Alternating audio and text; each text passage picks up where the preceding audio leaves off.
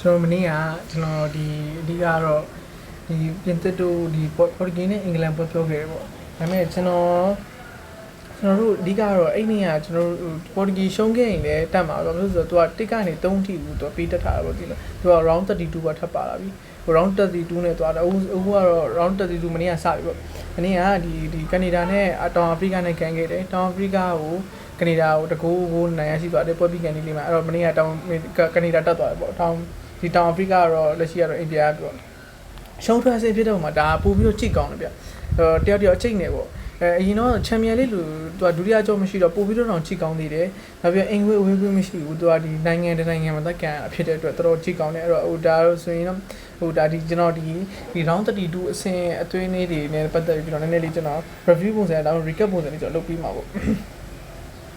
Okay ဒါစလိုက်အောင်ကျွန်တော်ပထမဆုံးကျွန်တော်စပြီးတော့တွေ့တာဂျာမနီနဲ့ပါရဂွေးပေါ့ဂျာမနီနဲ့ပါရဂွေးနဲ့ပတ်သက်ပြီးတော့လေကျွန်တော်နည်းနည်းကြည့်ကောင်းတယ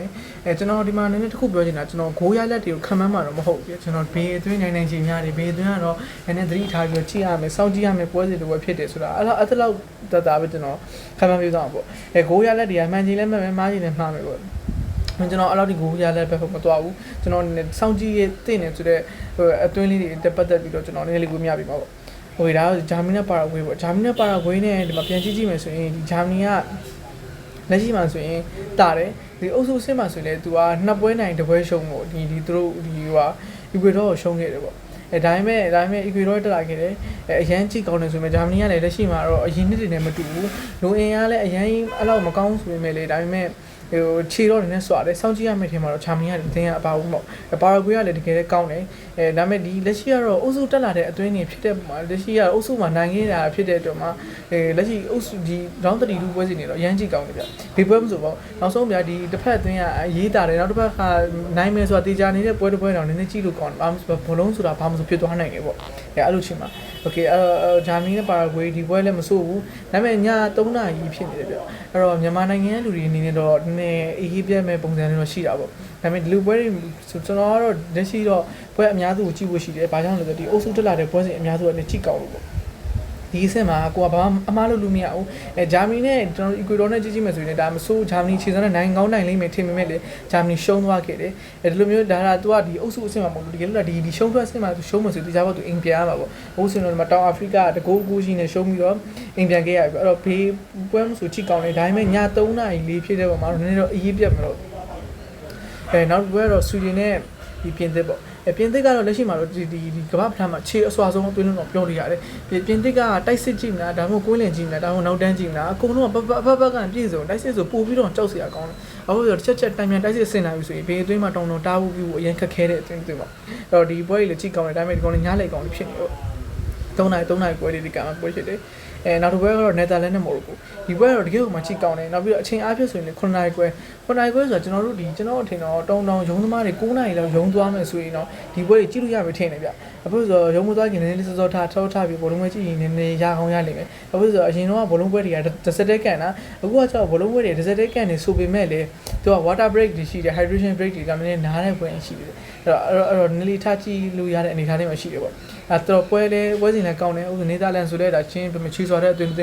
မော်ရိုကိုဆိုရင်လည်းဘရာဇီးကိုအသွင်ရတော့ရှင်းပြောမယ်ဆိုရင်အရန်ကြီးလုကဒုက္ခမပေးနိုင်ဘဲနဲ့ဘရာဇီးကိုအသွင်တော့ပြန်ပြီးသူကဒုက္ခပြန်ပေးထားနိုင်လောက်တဲ့ဒီကိုဒီကေဥမှကောင်းမွန်တဲ့အသွင်လေးသိမို့အဲ့တော့မော်ရိုကိုကလည်းဒီနေရာဒီမှာဒီနေ့ကဘာဖလားမှာဒီကေဥမှကြည့်ရမယ်ပွဲအသွင်တွေဒီကေလို့မော်ရိုကိုတက်သွားခဲ့ရင်လည်းကောင်းတယ်နယ်သာလန်တက်သွားနှစ်သွင်းလုံးကခြေရမ်းစွာလေးတော်တော်ကြည့်ကောင်းတယ်နောက်ခရိုအေးရှားနဲ့ပေါ်တူဂီပေါ့နောက်ကိုခရိုအေးရှားနဲ့ပေါ်တူဂီကျတော့ဒီမနက်9နာရီခွဲပါပဲဒီကောင်လေးနည်းနည်းကြည့်လို့ရသေးတယ်ဟိုညဘက်နည်းနည်းစောအိပ်ပြီးတော့မနက်ထားကြည့်လို့ရတယ်ဒါပေမဲ့ဒီရပန်းပွဲစဉ်တွေကတောက်လျှောက်ညမနက်တောက်လျှောက်ဆက်နေရတော့ကိုအနေနဲ့ကိုကြိုက်တဲ့ပွဲတစ်ပွဲတော့အချိန်ပေးပြီးကြည့်ပေါ့ဒါပေမဲ့ဒီမှာထပ်ပြီးသတိတစ်ခုပေးချင်တာဆိုတော့ဒါကျွန်တော်ရဲ့ personal သတိပေးမှုပေါ့အေးမပြတ်စီနေပေါ့ကျွန်တော်တချင်းစုနေရတော့မဟုတ်အေးမျက်စင်နေဆိုတော့အဓိကတော့ဒီကျမ်းမာရေး queue site တင်တယ်ဗျာသူကဘာပဲဖြစ်ပေါ့အဓိကဘောလုံးပွဲတွေကျွန်တော်တို့မကြည့်ရင်လည်းသူကကံမှာကျွန်တော်တို့ကြည့်လည်းကံမှာပဲအဲ့တော့ကိုအနေနဲ့ကိုအားပေးတဲ့တွေ့ဒါမှမဟုတ်လေကိုအရန်ကြည့်ကောင်းနေဆိုရင်လည်းကြည့်ကောက်ဒါပေမဲ့အေးကြီးအရန်ကြီးတော့ပြတ်မခံနဲ့အေးကြီးပြတ်တာကိုအတွက်ကိုအများကြီးဖိအားတွေဖြစ်စေတယ်ဟိုအလုံးမှာလည်းကိုကောင်းကောင်းလေးမစင်းစားနိုင်တယ်ကျွန်တော်ဆိုအေးပြတ်ပြီဆိုရင်ကျွန်တော်ဒေါသလိုနေထွက်တာတို့ဖိအားများတာတစ်ခုခုဆိုရင်ဟိုမစင်းစားနိုင်တော့အဲ့လိုမျိုးဖြစ်တယ်အဲ့တော့အေးတော့အရန်ပြတ်စင်တယ်ဒါကျွန်တော်ဘက်ကသတိပေးတဲ့မျိုးပေါ့ โอเคဒါပေါ်တူဂီဆိုနေတာလက်ရှိမှာဆိုရင်ပေါ်တူဂီကကမ္ဘာဗလာဒီကမ္ဘာဗလာစတဲ့ကနေပြီးတော့ချိန်မယ်ဆိုရင်ဘေးအတွင်းကပြည်သက်အကြီးအများဆုံးနဲ့ဘေးအားပေးမှုအများဆုံးနဲ့လို့ပြောပြမယ်ဆိုရင်ပေါ်တူဂီနဲ့အာဂျင်တီနာပဲပြောလက်ရှိတခြားသွင်းရင်ကြည့်ပါတယ်ဒါပေမဲ့အဲ့နှစ်သွင်းကတကယ်အဓိကဂုံကြီးနှစ်ယောက်ရဲ့နှုတ်ဆက်ဝေါ်ကတ်လည်းဖြစ်တဲ့ပုံမှာသူတို့အဲ့ဘရာဇီးဒီဟိုပေါ်တူဂီပွဲဒါမှမဟုတ်လေအာဂျင်တီနာပွဲတွေဆိုရင်လူကအရန်ကြည့်များတယ်ပေါ့ဒါကျွန်တော်ဘက်ကကျွန်တော်တော်တော်လေးကြည့်သတိထားမိတဲ့အရာလေးတစ်ခုပေါ့အဲ့တော့ဒီပွဲလည်းကြည့်ကောင်းတယ်ဘာကြောင့်လဲဆိုတော့ Croatia ကလည်းဒါကျွန်တော် short တွက်လို့မရတဲ့အသင်းတွေမှာပါတယ်သူကကွင်းလန်အင်အားလည်းတော်တော်လေးမကောင်းတယ်ပေါ့ကျွန်တော်ပုံမှန်ဆိုရင်ကျွန်တော်ဒီဝင်ပြီးတော့ကစားသမားတွေနဲ့ပါကျွန်တော်နည်းနည်းလေး review လုပ်ပြီးအချိန်နဲ့ဒါပေမဲ့နည်းနည်းလေးကျွန်တော်ရဲ့ဒီရှင်းပြောမယ်ဆိုအချိန်အခက်အခဲလေးတွေလည်းပါတယ်ကျွန်တော် personal အခက်အခဲလေးတွေလည်းပါတယ်နောက်ပြီးကျွန်တော်ဒီ video YouTube မှာပြန်တင်တာဖြစ်တဲ့အတွက်ကျွန်တော် YouTube ရဲ့အချက်လက်လေးနေနဲ့မကိုက်ညီပြနေကျွန်တော်ဖြတ်ချခံရမှာလေစိုးရင်တဲ့အတွက်ကြောင့်ကျွန်တော်အသေးစိတ်တော့မပြတော့ဘူးဒါပေမဲ့နောက်ပိုင်းကျရင်တော့ကျွန်တော်ဒီထက်ပိုပြီးတော့ကောင်းမွန်စွာလုပ်ပြီးလာနိုင်မှုတော့ကျွန်တော်မျှော်လင့်နေပိုကောင်းအောင်လည်းလုပ်ပြီးဖို့လည်းကျွန်တော်ဆန္ဒရှိတယ်ပေါ့โอเคဒါဆိုရင်တော့ပေါ်တူဂီကတော့ရှင်းရှင်းပြောမယ်ဆိုရင်မနက်9:00နာရီပဲကြည့်ကောင်းတယ်ကျွန်တော်လည်းဒီရှင်းပြောမယ်ဆိုရင်နယ်သာလန်ပွဲရောပေါ်တူဂီပွဲရောနောက်ဒီအဲ့ပွဲနှစ်ပွဲကတော့ရှင်းရှင်းပြောမယ်ကျွန်တော်ကြည့်ကောင်းကြည့်လိမ့်မယ်ပေါ့ဒါကြည့်ကောင်းကြည့်မယ်ဆိုတော့လုံးဝတေချာပေါက်လည်းကြည့်လိမ့်မယ်ပေါ့နောက်တစ်ခုကစပိန်နဲ့ဩစတြေးလျပေါ့စပိန်နဲ့ဩစတြေးလျကြောင့်တနိုင်ခွဲရှိတယ်ဒါပေမဲ့ရှင်းရှင်းပြောမယ်ဆိုဒီဘက်ထဲမှာဒီဘောလုံးဝါသနာရှင်တော့ဘောလုံးဝဲကြီးတဲ့လူတယောက်ဆိုရင်မေးကြည့်လိုက်မယ်ဆိုရင်စပိန်လို့ပဲဖြေချနိုင်မယ်ဒါပေမဲ့စပိန်ကဟိုဩစတြေးလျလည်းကောင်းတယ်ဆိုစပိန်ကလည်းကောင်းတယ်ဆိုရင်ဩစတြေးလျကလည်းအရင် short တော့လို့မရဘူးဟိုဘာဖြစ်လို့လဲဆိုတော့ဆီးရီးယားအုပ်စုအဆင့်ကျော်လာတဲ့အသွင်ကဘေးအတွင်းမှာဒီရင်းပြောမယ်ဆိုကန်ကောင်းလို့တက်လာတဲ့အသွင်မပါဘူးစူးစားပြီးတော့ရုံးကန်ပြီးတော့ခက်ခက်ခဲခဲနဲ့ကြော်ဖြတ်လာရတာပဲအဲ့တော့ဘေးအတွင်းမှာတော့ short မတွက်တင်ဘူးဒါတော့ကျွန်တော်အုပ်စုပွဲစဉ်မှာတော့ဘလုံးဝအစုံကျွန်တော်မကြည့်ဖြစ်လိုက်ဘူးတပွဲနှစ်ပွဲလောက်ပဲကြည့်ဖြစ်တယ်အခုဆိုရင်တော့ကျွန်တော်ပွဲအများစုတော့ကျွန်တော်အချိန်လေးကိုကျွန်တော် management လုပ်ပြီးတော့ကြည့်ဖို့တော့ဆန္ဒရှိတယ်ပေါ့ဒါထဲမှာဘေးပွဲလေးတွေအရန်ကောင်းလဲဆိုတော့ကျွန်တော် review လာလုပ်ပြီးတာဒီလိုမှာဆိုရင်တော့စပိန်နဲ့ဩစတြေးလျပွဲဆိုရင်တော့အများစုကတော့အရန်ကြီးတခြားပွဲတွေတက်ဆိုင်တော့ဒီကောင်တွေအရန်ကြည့်မှာမဟုတ်တော့လို့ထင်နေတိုင်းပဲဒီပွဲလည်းမစိုးဘူးကြည့်ကောင်းနေတယ်မှာပါတယ်ဒီမှာ US နဲ့ Bosnia ပေါ့Bosnia လည်းရှင်းပြောမယ်ဆိုရင်တော့ဒီတော်တော်ကောင်းတယ်သူတို့လည်းပဲပြောရမှာပေါ့ဘာဖြစ်လို့ဆိုတော့ဒီရှင်းပြောမယ် US နဲ့ Bosnia တို့ပွဲလေဒါဒီပွဲလည်းဘယ်သူပဲတက်ပါ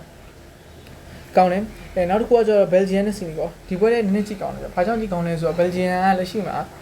ကောင်းတဲ့အသင်းလို့ပြောလို့ရတယ်လူရင်းအားစုံနေပါတယ် Senegal ကလည်း short တွက်လို့မရတဲ့အသင်းတွေမှာပါတယ် Senegal လည်းတော်တော်လေးခြေစွာတယ်ဒီပြီးခဲ့တဲ့မိုရိုကိုနဲ့တော့သူကဒီဖလားပြိုင်လူခဲ့တာဆိုတော့သူကလည်းပြောလို့မရဘူးသူကလည်းချင်းချင်းပဲခြေစွာရတော့ပါတယ်အဲ့တော့နည်းနည်းကြည့်ရမယ်ပွဲစဉ်တွေပဲโอเคလာပြီဒါတော့ကျွန်တော်ဒီနေ့ညကံမဲ့ပွဲလေးပေါ့ကျွန်တော်ဒီဘက်တော့မဖြစ်မနေကြည့်မဲ့ပွဲလေးဘာဖြစ်လို့လဲဆိုတော့ကျွန်တော်ဒီဘရာဇီးနဲ့ဂျပန်ပွဲတော့တကယ်မှကြည့်ကောင်းပါဘာဖြစ်လို့လဲဆိုတော့ရှုံးတော့အဆင့်လည်းဖြစ်နေတယ်နှစ်ယောက်လုံးကလည်းမှားလို့မရဘူးဂျပန်ကလည်းလက်ရှိမှာဆိုရင်သူ့ရဲ့ tactical တွေကဒီကျွန်တော်တို့ဒီ social media တွေမှာအများကြီးတွေ့ရလိမ့်မယ်တော်တော်မှကောင်းလာတယ်လို့ပြောလို့ရတယ်ဒီအရှင်းပြောမယ်ဆိုရင်ဒီကျွန်တော်တို့အာရှမှာကြားပြပါဆိုအာရှကြားဂျပန်လို့ပဲကျွန်တော်မြင်နေပါဦးလက်ရှိမှာတော့ဘောလုံးလောကမှာအာရှမှာတော်တော်ဂျပန်အရန်ဟိုမှာထွန်းတောက်လာတယ်လို့ပြောလို့ရတယ်အရန်လည်းကောင်းအရန်ဟိုမှာကောင်းလာတယ်ပေါ့လက်ရှိသူတွေးကြုံခဲ့ရတဲ့ဒီနယ်သာလန်ရှိမယ်သူနောက်ပြီးတော့ဒီဆွီဒင်နယ်သာလန်နဲ့ကန်ခဲ့တယ်နောက်ပြီးတော့ဂျပန်ထက်ကန်ခဲ့တယ်ရှိတယ်ဗျဂျပန်တော်တော်ကောင်းတယ်တော်တော်လေးဟိုမှာအနိုင်ယူနိုင်ခဲ့တယ်ပေါ့ဂျပန်လည်း short တော့လို့မရတဲ့အပြင်မှာပါတယ်ဘရာဇီးကလည်းသူကလည်းအရှုံးခံမှာမဟုတ်ဘူးဒီဂျပန်လည်းအရှုံးခံမှာမဟုတ်တဲ့ပုံမှာဒီနှစ်သင်းကတော်တော်လေးဟိုမှာကြည့်လို့ကောင်းမယ်ပေါ့โอเคနောက်တစ်ခုကကျွန်တော် Ivory Coast နဲ့ Norway ဒီကောင်လည်းမဆိုးပါဘူးရှင်းမဆိုရင်တော့ကြည့်လို့ရတယ်အရန်အကောင်းကြီးမှတော့မပါဘူးဆိုရင်လေဒီကောင်လည်းအုပ်စုတက်လာတဲ့အချိန်ဒီမှာကြုံတွေ့ရမှာပေါ့โอเคပြီးသွားရင်ဆိုရင်မက္ကဆီကိုနဲ့ Ecuadorမက္ကဆီကိုကလည်းရှင်းပြောမယ်ဆိုရင်ဒီ USA ဒီအမေရိကန်ကမ္ဘာဖလားမှာအသင်းသုံးနေပါတော့ဒီကနေဒါရဲ့ USA ရဲ့မက္ကဆီကိုရဲ့ပေါ့အဲ့ထဲမှာအဆွာဆုံးပြပါတယ်မက္ကဆီကိုကတော်တော်ဆွာတာဘာဖြစ်လို့လဲဆိုတော့မက္ကဆီကိုတောင်ကိုရီးယားတို့သူ့အုပ်စုမှာတော့တောင်ကိုရီးယားတို့ဘာလို့တော့အနိုင်ကန်လာခဲ့တာပဲတဲ့မှာအရန်ကောင်းတယ်မက္ကဆီကိုကတော့တကယ်ကျွန်တော်ရှင်းပြောမယ်ဆိုရင်ဒီတရှိကမ္ဘာမှာနည်းနည်းစောင့်ကြည့်ခြင်းနဲ့အသင်းထဲမှာပါတယ်မက္ကဆီကိုနဲ့ Ecuador မနောက်ပြီးတော့အချိန်ကလည်း9နိုင်ရွယ်ဖြစ်တဲ့ပုံမှာမဆိုးကျွန်တော်ကြည့်ကောင်းကြည့်လာနိုင်တယ်ပေါ့โอเคပြီးသွားရင်အင်္ဂလန်နဲ့ဒီကပ်ကိုဒီဟာကတော့ကျွန်တော်တို့ရှားပြောလို့ရညာပဲအင်္ဂလန်နိုင်မှပြောပါဘူးဆိုအင်္ဂလန်ရဲ့အစုအဖွဲ့အင်္ဂလန်ရဲ့ကစားတဲ့သွားတဲ့ပုံနောက်ပြီးတော့နီးပြတူချဲဒီဟာတွေ short တွက်လို့လုံးဝမရတော့ဘူးအရန်ဟိုမှာကောက်နေဒါပေမဲ့လည်းဘာဖြစ်ဘောလုံးဆိုတာဘာမှမဖြစ်သွားနိုင်နေအဲ့ဒီအတွက်ကြောင့်ကျွန်တော်တို့ဒီဘက်ကြီးလည်းကွက်ကောင်းတယ်လို့ပဲထည့်ပေးရမှာပါတယ်ဒါပေမဲ့ဒီဘယ်လိုပဲဖြစ်ဖြစ်ပေါ့ပုံမှန်ကျွန်တော်တို့အင်္ဂလန်ဘက်ကအရေးတာမှုအများကြီးပဲအင်္ဂလန်ဘက်ကအများကြီးစုဖက်ကောင်းတယ်ပေါ့နောက်ပြီးအာဂျင်တီးနားနဲ့ကပ်ပါတယ် ဒီကပီဘာကိုလည်းကျွန်တော်တို့ဒီ short တော့ဆုံးမရဘူးစပိန်အောင်ဒါတော်တော်လေးဂိုးသမားအရန်ကောင်းတယ်လို့ပြောလို့ရတယ်ဒါပေမဲ့လည်းအာဂျင်တီးနားဘက်ကပြန်ဖြောင်းမယ်ဆိုရင်လည်းအာဂျင်တီးနားမှာလည်းအဓိကကစားသမားတော့မစီမီခိုနေဟာပေါ့ဒါကတော့ကျွန်တော်တအူးတဲ့အမြင်ပေါ့ဒါအမြင်မျိုးကွက်နိုင်နေတာမစီဗန်နေဆိုတော့ကျွန်တော်ဒီမှာဝိုင်းပလိန်ကောင်းပလိန်နိုင်တယ်ကျွန်တော်ကမစီဗန်တော့မဟုတ်ဘူးဒါပေမဲ့ကျွန်တော်မစီကိုပလိန်တာလည်းမဟုတ်ဘူးဘာကြောင့်လဲဆိုတော့ဒီလက်ရှိမှာဒီကမ္ဘာ့ဗလာမှာပွဲကြီးဆုံးအများဆုံးနဲ့ဒီပေါ်တူဂီနဲ့အာဂျင်တီးနားမှာနှစ်သင်းလုံးကအရင်ကောင်းနေရတော့မဟုတ်ဘူးဗျအာဂျင်တီးနားလည်းရန်ကောင်းတာမဟုတ်ဘူးပေါ်တူဂီလည်းရန်ကောင်းတာပေါ့ဘာဖြစ်လို့လဲဆိုတော့အဲ့ပွဲနှစ်ပွဲလုံးကန်သွားတဲ့ပွဲတိုင်းကိုကြည့်မယ်ဆိုသိရတယ်အဲ့ထဲမှာအာဂျင်တီးနားကမစီကိုမိခိုရတယ်ဗျဘာဖြစ်လို့လဲဆိုတော့တကယ်တည်းကစားကွက်ကို analysis လုပ်ပြီးကြည့်မယ်ဆိုရင်မစီကဘောလုံးပေးချက်အများဆုံးနဲ့တော့တော်တော်များလည်းဒီဘောလုံးကတိုက်စစ်တော့ရပြီဆိုရင်တောင်းကန်မှုဆိုတာမစီပေးဖို့အားတာဒါကတော့ကျွန်တော်လက်ရှိကျွန်တော်တွေ့ရတော့အဲ့တော့အရင်တော့မဟုတ်ဘူးဒါပေမဲ့အာဂျင်တီးနားနိုင်ဖို့ရာခိုင်နှုန်းအရင်များတယ်ပေါ့နောက်ပြီး Australia နဲ့ Egypt ကလည်းတော်တော်ကောင်းတယ်။ Egypt ကိုတွေ့တော့မှကျွန်တော်ဒီ Iran ကိုတော့တွားပြီးတတိယရတယ်။ရှင်းပြမယ်ဆိုရင်ကျွန်တော် Iran နဲ့ပွဲကြည့်ကြလားတော့မသိဘူး။ Iran နဲ့ပွဲမှာဆိုရင် Iran ကဂိုးသွင်းမှနောက်ဆုံးဂိုးကတကယ်တော့ဂိုးတယ်ဗျ။လူလည်းမကျွံဘူး။ဒါပေမဲ့ FIFA ရဲ့ဆုံးဖြတ်ချက်ဒီအမားတစ်ခုကြောင့်ပဲပြောရမှာပေါ့တကယ်တော့ဆုံးဖြတ်ချက်အမားဆိုတာသူတို့ရဲ့နောက်ွယ်မှာအကြောင်းအရာတွေရှိကောင်းလည်းရှိမှလိမ့်မယ်။ဒါပေမဲ့အဲ့တကယ်တော့ဆို Egypt ကမတက်ခဲ့တဲ့ကို Iran တက်ခဲ့တဲ့တာဘာလို့ဆိုတော့ Iran ကဒီအီရန်ကလက်ရှိအိန္ဒိယနိုင်သွားတဲ့အချိန်မှာသူကတော်တော်လေးပြောဆိုပေမဲ့လေသူကအဓိကတော့ကံမပါလာဘူးလို့ပဲပြောမှာပေါ့သူကပြုတ်ကြံခဲ့တယ်ပေါ့နောက်တူရဲ့ကတော့ကျွန်တော်ဆွီဒင်နဲ့အယ်ဂျီးရီးယားလည်းခြေဆိုရတော့ဆွီဒင်ကလည်းကောင်းတယ်ကြည့်ရမယ်ပြောပါတော့မပြီးကိုလံဘီယာနဲ့ဂါနာဆိုရင်လည်းဒါအရှင်းပြမလို့ဒီအာဖရိကအသင်းအသင်းဖြစ်တဲ့ပုံမှာတော့နည်းနည်းလေးမှားတယ်အဓိကတော့ကိုလံဘီယာပေါ့ကိုလံဘီယာကလုံးဝတော်တော်ကောင်းတဲ့အသွေးလေးပြောလို့ရတယ်ဘာကြောင့်လဲပေါ်တူဂီအုပ်စုမှာကိုလံဘီယာကပေါ်တူဂီတေးကြရဆိုမဲ့လေပေါ်တူဂီနိုင်တဲ့အခြေအနေအများကြီးကြုံခဲ့တယ်ဒါပေမဲ့နည်းနည်းလေးဂိုးပေါက်နဲ့လွဲတာတွေကိုသမားရဲ့ defense တွေနဲ့နည်းနည်းလွဲချော်ရတာတော့ရှိတယ်အဲ့တော့ကိုလံဘီယာလည်းကောင်းတဲ့အသင်းမှာပါတယ်အဲ့လက်ရှိတော့ကျွန်တော်ဒီထဲမှာဘေးပွဲတွေကြီးဖြစ်မလဲဆိုတာကျွန်တော်ကြီးဖြစ်မဲ့ပွဲလေးကျွန်တော်ပြောကျွန်တော်ဘရာဇီးပွဲကိုတော့ကျွန်တော်အဓိကထားပြီးကြည့်မယ်ဘရာဇီးပွဲကတော့တော်တော်ဟိုမှကြည့်ကောင်းတဲ့ပွဲလေးပေါ့ဘယ်သူပဲနိုင်အဓိကတော့ဒီမှာတော့သေချာလို့မရဘူးတက်မှာဆိုတော့ဘရာဇီးပွဲတော့ကျွန်တော်ကြည့်ဖြစ်မယ်